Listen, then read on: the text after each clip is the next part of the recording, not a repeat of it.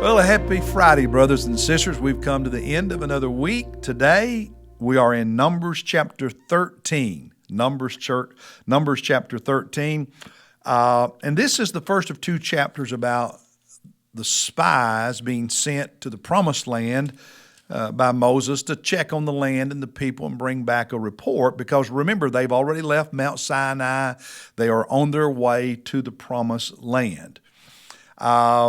And this chapter just speaks to my heart about the influence that leaders have, for good or bad.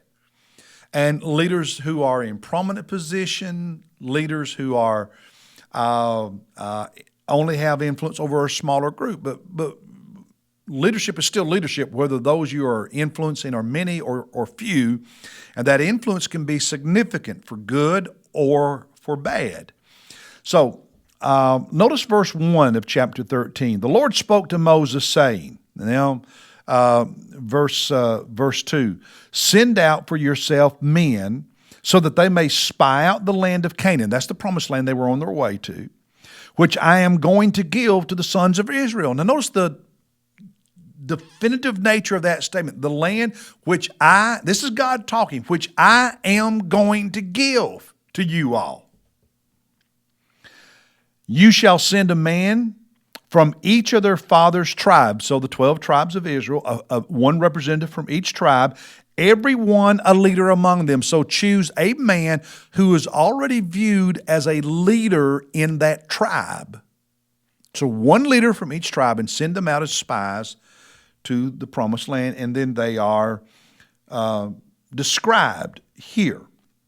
And by the way, verse 8, Ephraim, Hoshea, the son of Nun, we're told in verse 16 that Ephraim is from the tribe of Ephraim, rather, Hoshea, the son of Nun. Hoshea was his given name, but Moses liked to call him Joshua. So Hoshea in verse 8 is actually Joshua. And one more technical point in verse 11, from the tribe of Joseph, from the tribe of Manasseh. Remember, Joseph had two sons, and since the Levites, the Levi, his descendants, became the priest, and they did not have technically a land. They were the priest in Israel.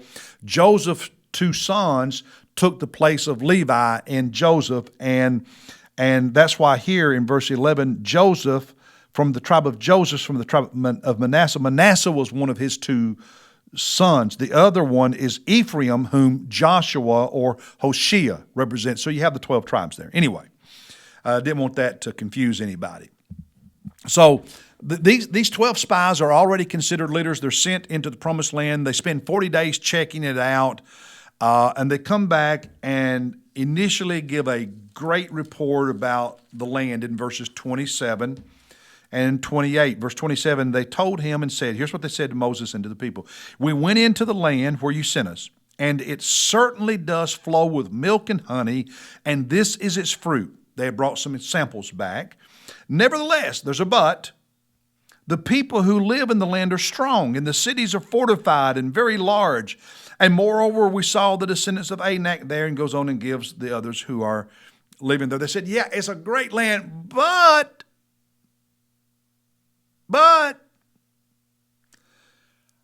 the people there's a lot of them, and their cities are strong, and there's these people that we're afraid of. And it caused a stir among the people. Now, how do I know that? Because in verse 30, Caleb, who was one of the 12 spies, quieted the people so he could talk. In other words, he had to get them to settle down. They were so stirred up and upset and scared and so on because of that. But that Caleb had to quiet them down, calm them down. And in verse 30, Caleb quieted the people, and he said, we should by all means go up and take possession of it, for we will surely overcome it. Caleb said, hey, God told us he's going to give us this place. We saw what he did to the Egyptians, getting us, freedom from slavery. And God is going with us, and he says that's the promised land, and I will give it to you. Let's not worry about what we saw. God said it. do it. We're going to trust him and go do it. 31, but the men who had gone up with him said, we're not able. We're not able to go up against the people, for they are far too strong for us. And verse 32, so they gave out to the sons of Israel a bad report of the land.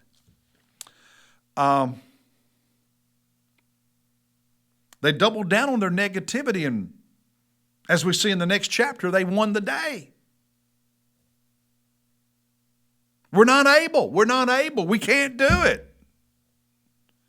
Well, true, they could not, but God could. He just had. Down in Egypt, hadn't he? So God could. They forgot all that.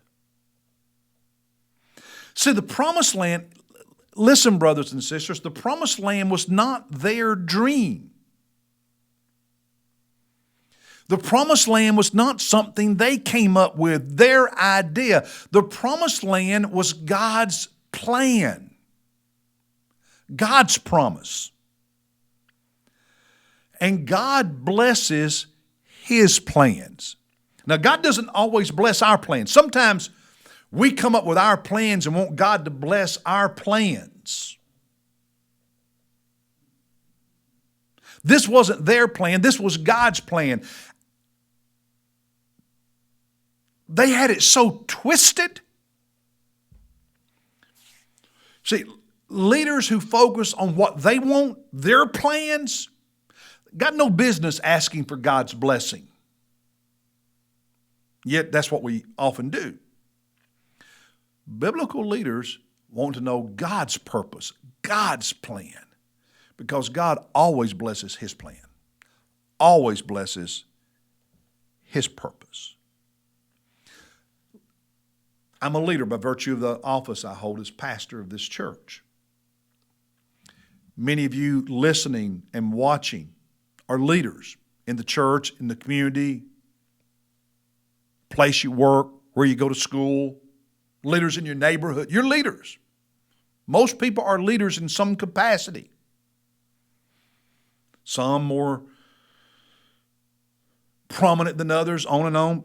But many of us are leaders, and we can have influence, but that influence is not always good.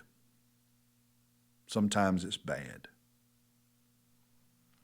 And leaders who lead from a position of fear never lead anything or anyone to greatness. Leaders who lead out of what they want, out of their dreams. It's amazing in modern American Christianity how we baptize our dreams as God's plan for our lives. Stop doing that. God's plan for you may be the exact opposite of your personal dreams. Biblical leaders, Christian leaders, God's leaders lead out of a vision of God's purpose, God's plan, not their personal preferences and wants.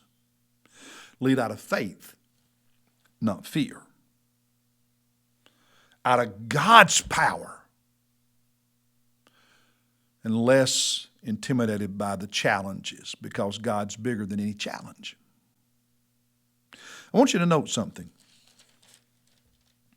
Each of the 12 spies, their names are recorded. We know who all 12 of them are, or were. But only 2 of them are celebrated, as you'll see in the next chapter Monday, Caleb and Joshua.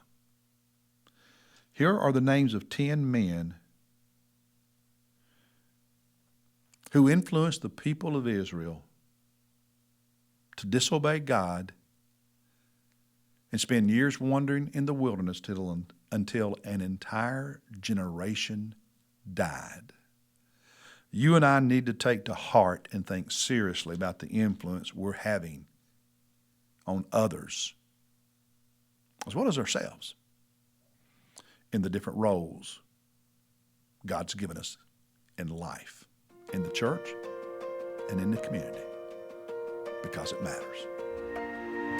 Hey, I look forward to seeing you Sunday in worship, and then Monday with another devotion. God bless you. Have a